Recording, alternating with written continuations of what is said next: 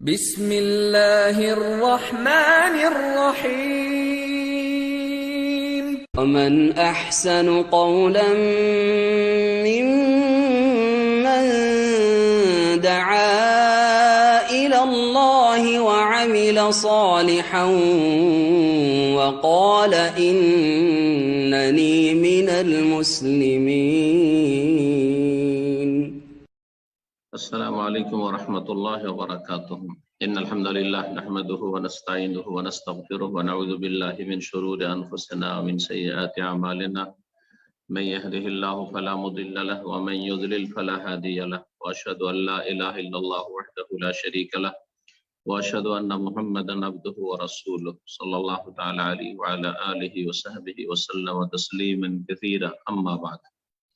সম্মানিত শ্রোতা দর্শক মন্ডলী, আল্লাহ রাব্বুল আলামিনের প্রশংসা এবং প্রিয় নবী মুহাম্মদ রাসূলুল্লাহ সাল্লাল্লাহু আলাইহি ওয়াসাল্লামের প্রতি সালাতু সালামের পরে আজ 22 জামাদাল উলা 1443 হিজরি মোতাবেক 26 ডিসেম্বর 2021 আমাদের ধারাবাহিক আলোচনা নাজাত প্রাপ্ত দলের আকীদা পর্ব নম্বর 73।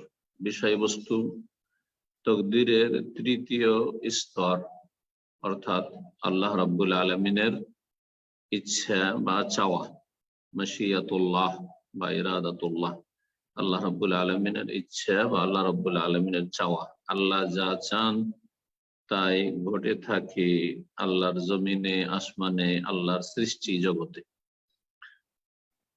এই মর্মে লেখক বলছেন, মা দালিলুল মারতাবাতিস সালিসা ওয়া হুয়া আল ঈমান বিল মাশিয়া।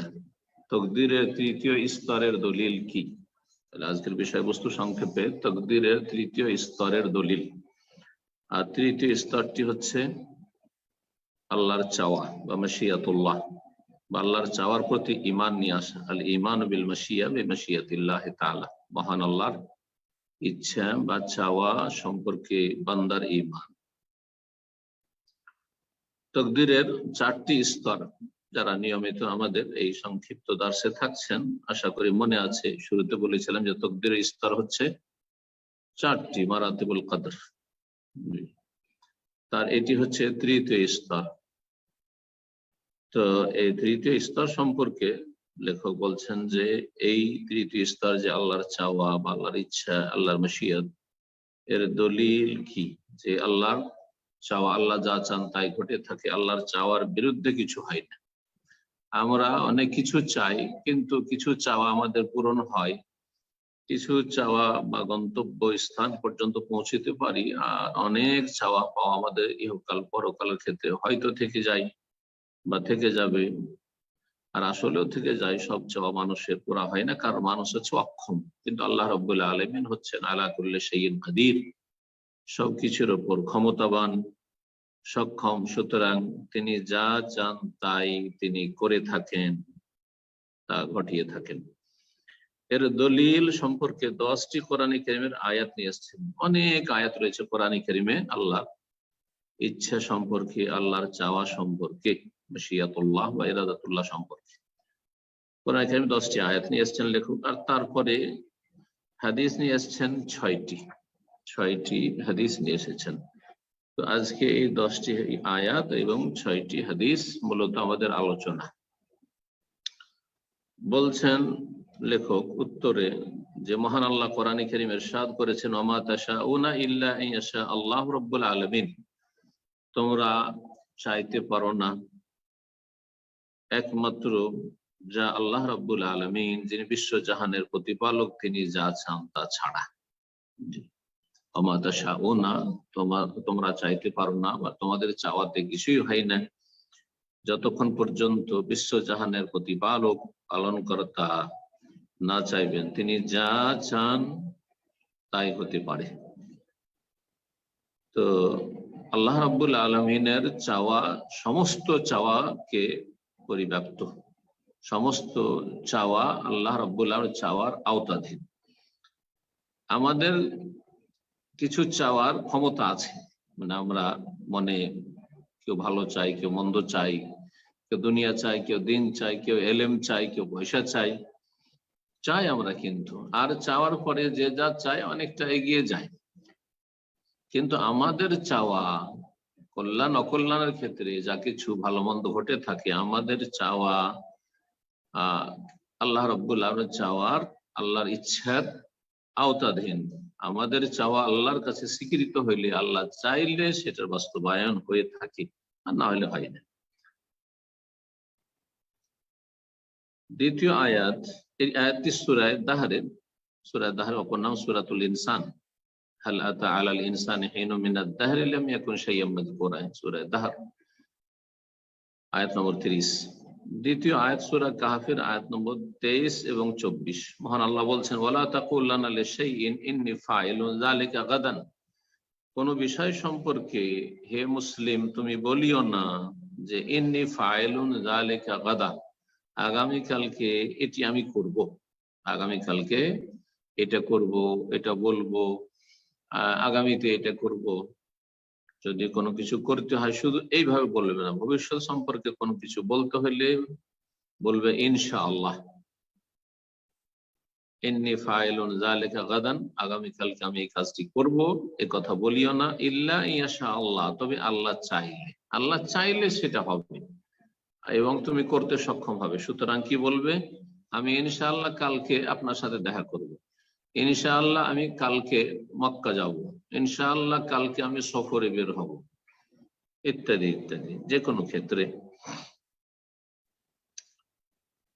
তৃতীয় আয়াত মহান আল্লাহ ইরশাদ করেছেন সূরা আনআমের আয়াত 39, মাইয়াশা ইল্লাহু ইউদলিলহু, যাকে আল্লাহ চান পথভ্রষ্ট করে থাকেন। আল্লাহ যাকে চান পথভ্রষ্ট করেন, কিন্তু আল্লাহ রাব্বুল আলামিন জবরদস্তি করেন না। মানুষের মধ্যে ক্ষমতা রয়েছে ভালো মন্দের, আর এটা আমরা সকলে কিন্তু অনুভব করি।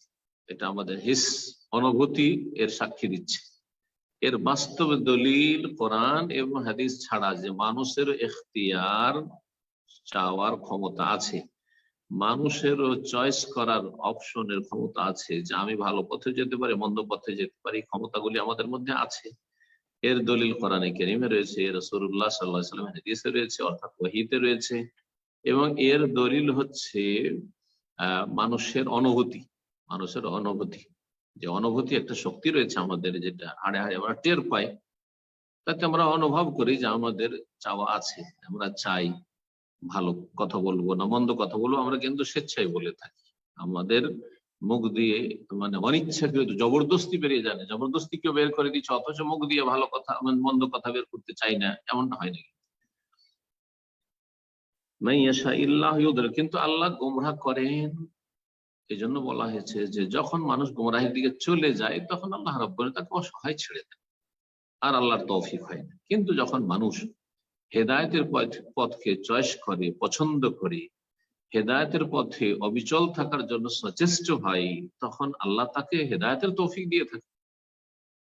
মাইয়াহদিল্লাহু ফাহুয়াল মুহতাদ, জি, যখন মানুষ চেষ্টা করবে, আল্লাযীনা জাহাদু ফীনা লানাহদিয়ান্নাহুম সুবুলানা, যারা আমার রাস্তায় চলার জন্য সর্বাত্মক প্রচেষ্টা চালাবে, তাদেরকে অবশ্যই অবশ্যই আমি লানাহদিয়ান্নাহুম সুবুলানা, আমার রাস্তা দেখাবো। তো আল্লাহ রাব্বুল আলামিন কি বলছেন? যাকে আল্লাহ চান ইউদলিলহু, তাকে পথভ্রষ্ট করেন। ওয়া মান ইয়াশা, আর যাকে চান ইয়াজআলু আলা সিরাতিন মুস্তাকিম, তাকে সরল পথের উপর প্রতিষ্ঠিত রাখেন। আল্লাহ রাব্বুল আলামিনের চাওয়া সমস্ত চাওয়ার উপর, কিন্তু আল্লাহ রাব্বুল জবরদস্তিও করে না, বান্দারও ইখতিয়ার আছে, এবং আল্লাহ রাব্বুল আলামিন সবকিছু উপর ক্ষমতাবান।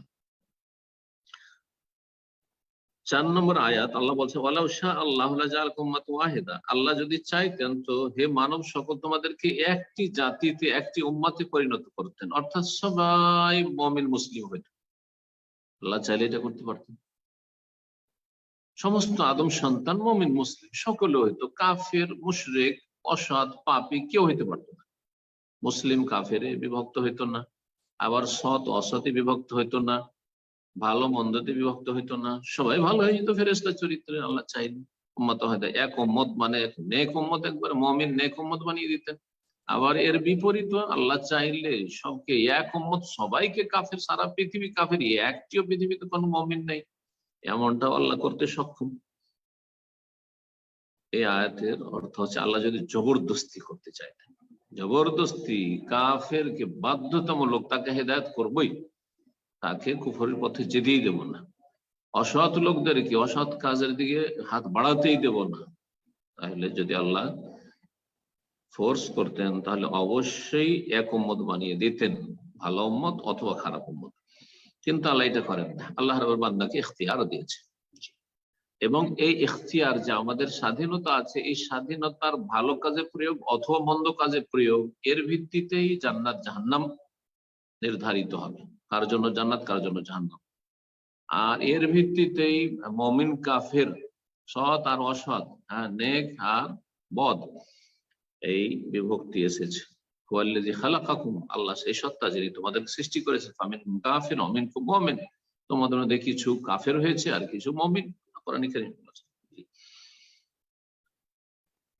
সূরা নাহল আয়াত নম্বর 93, 5 নম্বর আয়াত আল্লাহ বলেছেন ওয়ালাউ শা আল্লাহু মাকতাতালু, আল্লাহ যদি চাইতেন তাহলে তারা আপোষে লড়াই করতেন না। যত লড়াই মানব জাতির ইতিহাসে হয়েছে, ওই হাবিল কাবিল থেকে শুরু করে আজ পর্যন্ত এবং প্রতিদিন যা কিছু ঘটছে পৃথিবীতে, আল্লাহ যদি চাইতেন যে লড়াই করতেই দেব না, ক্ষমতাই দেব না, এই ক্ষমতাই ছিনিয়ে নেবো লড়াইয়ের, যেমন ফেরেশতাদেরকে আল্লাহ ক্ষমতাই দেননি যে তারা লড়াই করে মারামারি করবে, কিন্তু জিনদের এই ক্ষমতা দেওয়া হয়েছে, জিনেরা আপোষে মারামারি লড়াই করে।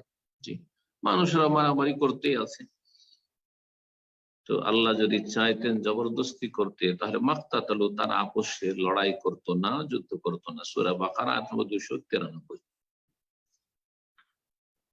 6 নম্বর আয়াত দলিল যে আল্লাহর চাওয়ার প্রতি ঈমান রাখা ফরজ।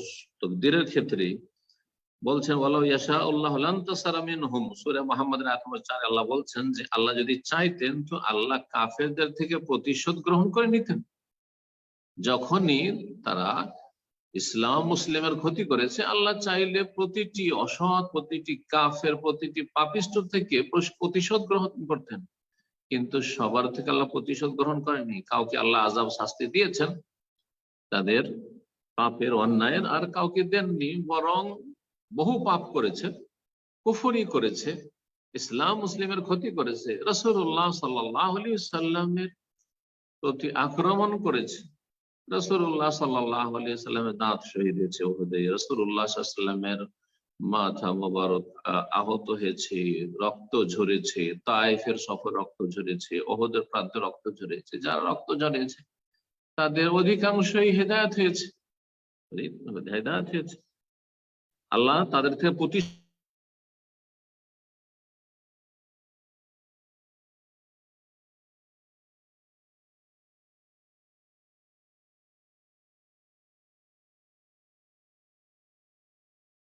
আল্লাহ প্রতিশোধ নিতেন, ক্ষমা না করতেন।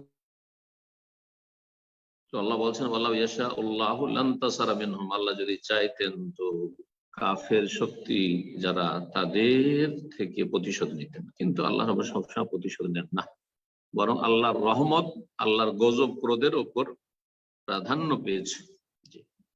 আল্লাহ বহুবার মানুষকে ক্ষমা করেন, বহু ছাড় দিয়ে থাকেন। ওয়াইয়াফু আন কাসীর, অনেক অনেক আল্লাহ রাব্বুল ক্ষমা করেন, অপেক্ষা করেন।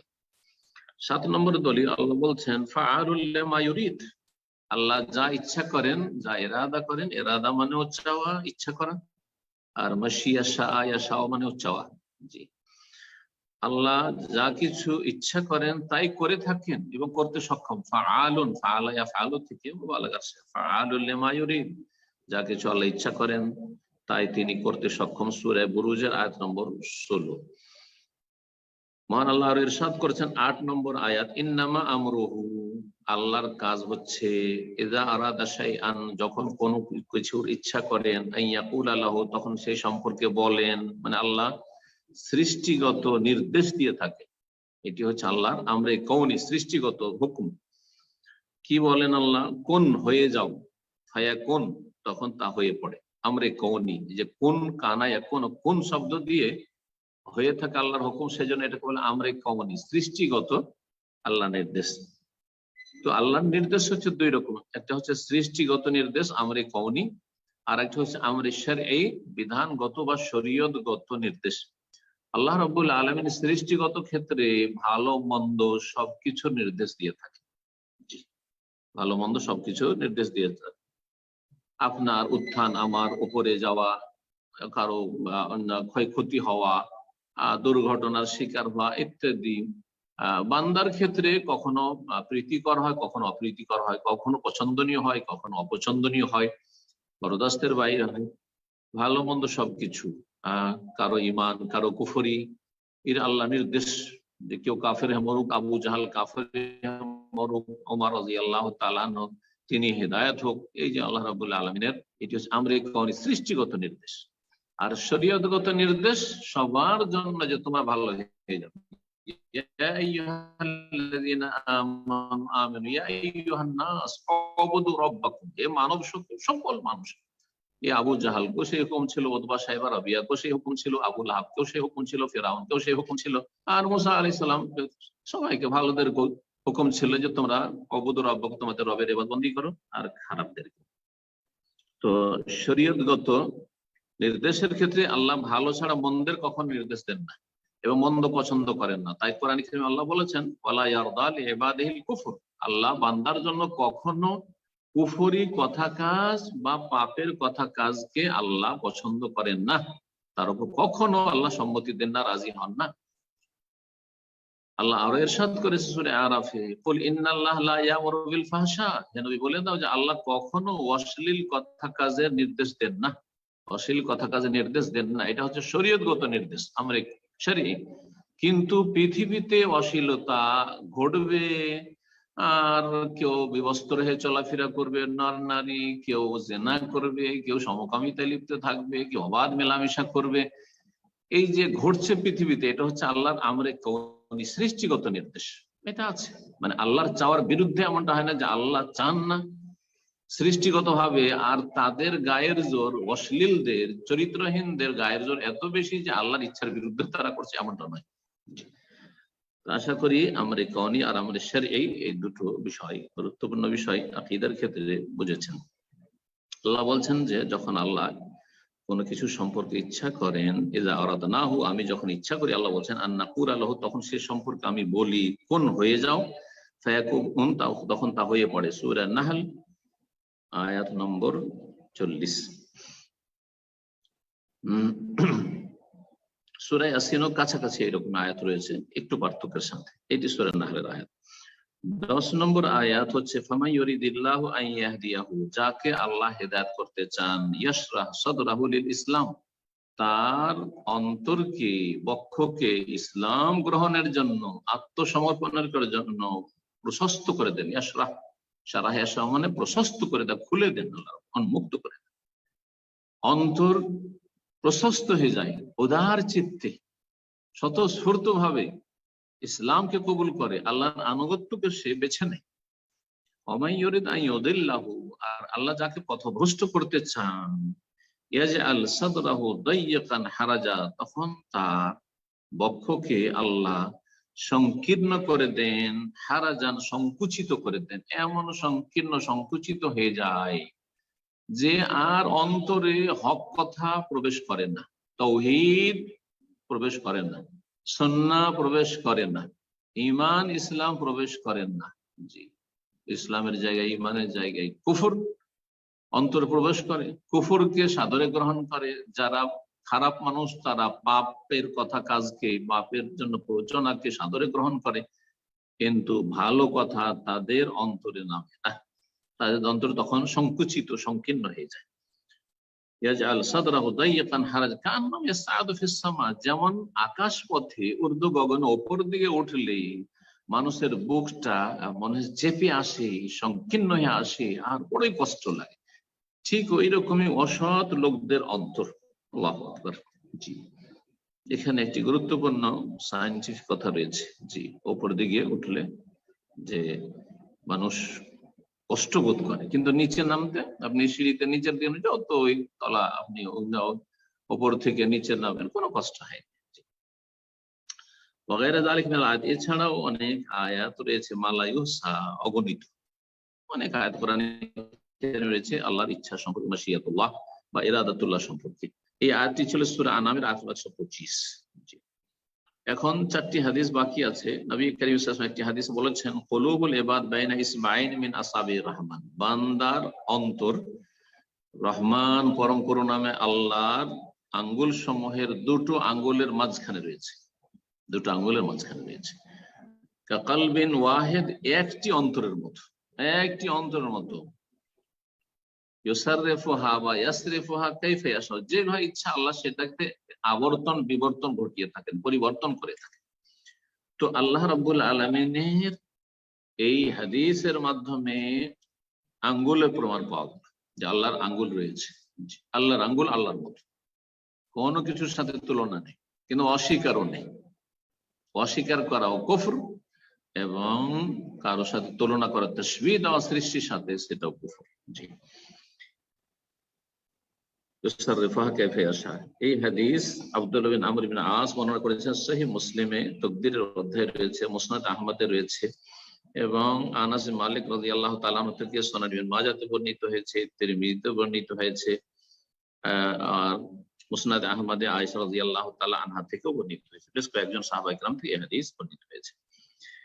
দ্বিতীয় হাদিস, রাসূলুল্লাহ সাল্লাল্লাহু আলাইহি ওয়াসাল্লাম বলেছেন, একবার কোন এক উপত্যকায় অবতরণ করেছিলেন কোন এক যুদ্ধের সফরে, আর শেষ রাতে পাহারা দেওয়ার জন্য বেলাল রাদিয়াল্লাহু তাআলা আনহুকে দায়িত্ব দিয়েছিলেন। তিনি ভাবলেন যে পাহারা দিয়ে তো আচ্ছা ঠিক আছে, আমি একটু উঠে হেলান দিয়ে একটু বিশ্রাম করি, আর জেগে তো আছি, বসে থাকি, আর তারপরে যখন দেখবো যে শুভ সাদেক হতে যাচ্ছে, ফর্সা হতে যাচ্ছে পূর্ব আকাশ, তখন জাগিয়ে দেবো, আজান দেবো। কিন্তু তারও ঘুম চেপে গেছে, সারা রাত সফর করে এসছেন, নবী সাল্লাল্লাহু আলাইহি ওয়াসাল্লাম ঘুমিয়ে গেছেন, সাহাবারও ঘুমিয়ে গেছেন, একবার রোদ্র উঠে গেছে, রোদ্রের তাপে মোটামুটি যখন একবারে প্রখরতা চলে আসতে লেগেছে, তখন সূর্যের তাপ লেগে তখন সবাই জেগে উঠেছে। তো এই উপত্যকায় যে সাহাবায়ে কেরামগণ ঘুমিয়ে গেছেন, রাসূলুল্লাহ সাল্লাল্লাহু আলাইহি ওয়াসাল্লাম সাথে ছিলেন, সেই সময় বলেছিলেন নবী সাল্লাল্লাহু আলাইহি ওয়াসাল্লাম, ইন্নাল্লাহা তাআলা কাবাযা আরওয়াহাকুম হিনা শাআ, মহান আল্লাহ তোমাদের আত্মাগুলিকে গ্রহণ করে নিয়েছিলেন যখন চেয়েছেন। আত্মাগুলিকে গ্রহণ করেন, ঘুমের অবস্থায়ও আত্মাগুলিকে গ্রহণ করা হয়, তার ধরন আল্লাহ ভালো জানে কিভাবে গ্রহণ করা হয়। সূরা জুমার এই বিষয়টি আল্লাহ বলেছেন। এবং মানুষ যখন মারা যায় তখনও গ্রহণ করা হয়। এই জন্য নিদ্রাকে, ঘুমকে আখুল মৌত, মৃত্যুর ভাই বলা হয়েছে, মৃত্যুর মতোই, মৃত্যুর ভাই। জি, আল্লাহ আনফুসা হিনা মাউতিহা ওয়াল্লাতী লাম তামুত ফি মানামিহা, আল্লাহ বলছেন যে আল্লাহ ইয়াতাওয়াফাল আনফুস, আল্লাহ আত্মাগুলিকে গ্রহণ করে থাকেন হিনা মাউতিহা, মৃত্যুর সময়, মানুষের মৃত্যুর সময়, আর ওয়াল্লাতী লাম তামুত, আর যাদের মৃত্যুর সময় এখনো ঘনিয়ে আসেনি আর দিনে বা রাতে ঘুমায়, ওয়াল্লাতী লাম তামুত ফি মানামিহা, নিদ্রার অবস্থায়ও তাদের আত্মাগুলিকে আল্লাহ গ্রহণ করে থাকেন। জি, তো নবী সাল্লাল্লাহু আলাইহি ওয়াসাল্লাম কি বললেন যে যখন আল্লাহ চেয়েছিলেন তোমাদের আত্মাগুলিকে গ্রহণ করেছেন তোমাদের এই নিদ্রার অবস্থা, আর যখন চেয়েছেন আল্লাহ ফিরিয়ে দিয়েছেন। আল্লাহ চাননি যে ঠিক ফজরের সময় তোমাদের আত্মাগুলি ফিরিয়ে দিই, সুতরাং আমরা জাগতে পারিনি, সূর্য ওঠার পরে আল্লাহ ফিরিয়ে দিয়েছেন, সুতরাং সেই সময় জাগতে পেরেছি। অনিচ্ছাকৃত ঘুমিয়ে যাও, ইচ্ছা করে ঘুম নয়, সুতরাং এই ক্ষেত্রে কোনো তিরস্কার নেই। নবী সাল্লাল্লাহু আলাইহি ওয়াসাল্লাম বলেছেন লাইসা ফিন নাওমি তাফরিদ, অনিচ্ছাকৃত কেউ যদি ঘুমিয়ে যায় তাহলে তাতে কোন রকমের তিরস্কার নেই আল্লাহর পক্ষ থেকে, ইসলামের পক্ষ থেকে। ইন্নামাত তাফরিতু ফিল ইয়াকাযা, জাগ্রত অবস্থায় কেউ যদি সালাতের ওয়াক্তে অবহেলা করে, ইবাদত বন্দেগীতে অবহেলা করে, ফরজ ওয়াজিব, তখন সেখানে তিরস্কার রয়েছে, অবশ্যই পকড়াও রয়েছে। তবে যখন আমাদের কাছে মাধ্যম আছে, জাগার মাধ্যমগুলি আমাদের ব্যবহার করতে, না হলে জবাব দিতে হবে সব নিয়ে। আমাদের কাছে অ্যালার্মের ব্যবস্থা আছে, প্রতিটি মানুষের কাছে একাধিক মোবাইল আছে। মোবাইল আপনি দুনিয়ার স্বার্থে ব্যবহার করছেন, আর সালাতের জন্য ফজরে অ্যালার্ম লাগাবেন না। আপনি দিনে দুপুরে কোনো সময় ঘুমাচ্ছেন, যখন সালাতের সময়, বা সকালে ঘুমাচ্ছেন, জোহরে উঠতে হবে, জুম্মার জন্য উঠতে হবে, আপনি অ্যালার্ম লাগাবেন না। আপনি তো দুনিয়ার ক্ষেত্রে অ্যালার্ম ছাড়া ঘুমান না, ডিউটিতে যেতে হবে সেটা অ্যালার্ম লাগিয়ে ঘুমাচ্ছেন, আপনাকে সফরে যেতে হবে অ্যালার্ম লাগিয়ে ঘুমাচ্ছেন, অথবা ঘুমাচ্ছেন না, সারা রাত জেগে বসে থাকছেন যে এয়ারপোর্টে যেতে হবে রাত 2-3টার সময়, কখন আপনার মিস হয় না। কিন্তু সালাতের ক্ষেত্রে কেন মিস হয়? আল্লাহ তো অন্তরের অবস্থা জানছেন যে আপনার অন্তরে কতটা চাহিদা আছে, আপনার ঈমান ইসলামের আর সালাতের মহব্বত কতটা আছে, আল্লাহ সব জানছেন আল্লাহ রাব্বুল আলামিন। সুতরাং অবশ্যই হিসাব হবে। কিন্তু অনিচ্ছাকৃত খুব ক্লান্ত ছিলেন আর চেষ্টা করেছেন, অ্যালার্ম লাগিয়েছেন, অথবা কোনোদিন অ্যালার্ম বাই চান্স ভুলে গেছেন, নিয়মিত লাগান কিন্তু ভুলে গেছেন, মানুষ ভুলতে পারে, তখন আল্লাহ ধরবেন না। ঠিক, তো এই হাদিস এখানেও আল্লাহ চাওয়ার কথা রয়েছে, হিনাশা ওয়া রাদ্দাহা হিনাশা, দুইবার করে আল্লাহর চাওয়ার কথা রয়েছে। এই হাদিস আবু কাতাদা বর্ণনা করেছেন, বুখারীতে রয়েছে, আবু দাউদে, নাসাইতে রয়েছে, মুসনাদ আহমদে রয়েছে, মুওয়াত্তা মালিকে রয়েছে, জি, আর সুনান নাসাইতেও রয়েছে। 3 নম্বর হাদিস, রাসূলুল্লাহ বলছেন যে ইশফাউ তুজারু, তোমরা মানুষের জন্য সুপারিশ করো। কোথাও যদি সুপারিশের কাজ হয়, অপরাধীদের জন্য সুপারিশ নয়, কিন্তু ভালো মানুষের জন্য সুপারিশ করা, বৈধ কাজের জন্য সুপারিশ করা নেকির কাজ।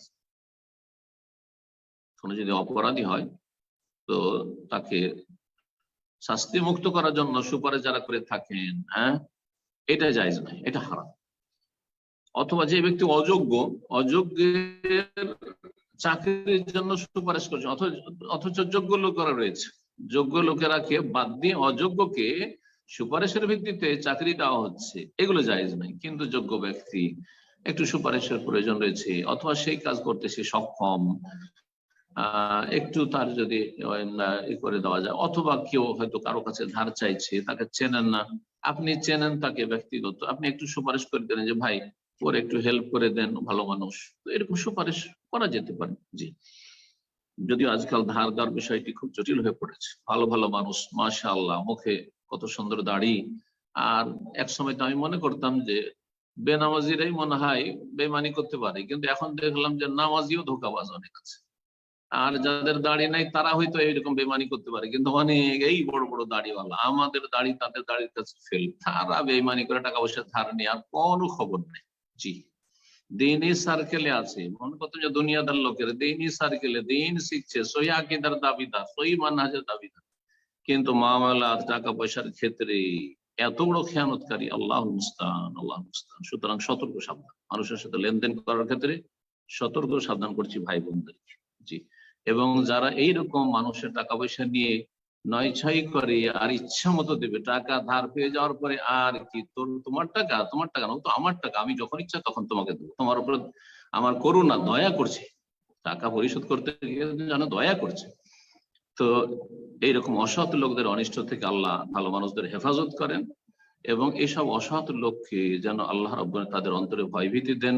এবং মনে রাখবেন, এইসব অসৎ লোকদের জন্য আমি একটি নসিহত করছি, নবী সাল্লাল্লাহু আলাইহি ওয়াসাল্লামের সহিহ বুখারীর হাদিস, মান আখাযা আমওয়ালান নাস ইউরিদু আদাহা, কেউ যদি মানুষের কাছ থেকে টাকা পয়সা নেই আর সেটা আদায় করার উদ্দেশ্য থাকে যে সেটা যথাসময়ে, যে আমি সময় নিয়েছি ওই সময় আদায় করে দেবো, তো আদাহুল্লাহু আনহু, আল্লাহ আদায় করে দেবেন।